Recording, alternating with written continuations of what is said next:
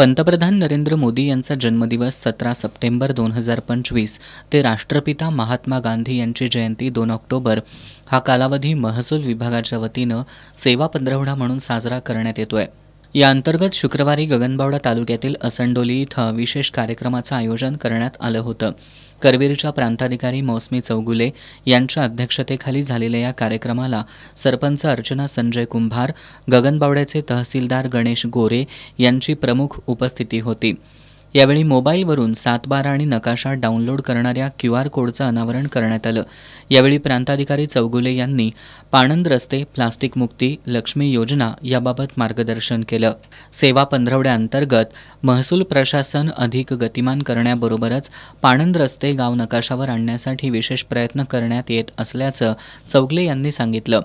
याप्रसंगी मान्यवरांच्या हस्ते लक्ष्मी योजनेअंतर्गत 7/12 आणि 8अ वाटप करण्यात आलं। तसंच विविध प्रकारच्या शासकीय दाखल्यांचं सुद्धा यावेळी वितरण करण्यात आलं।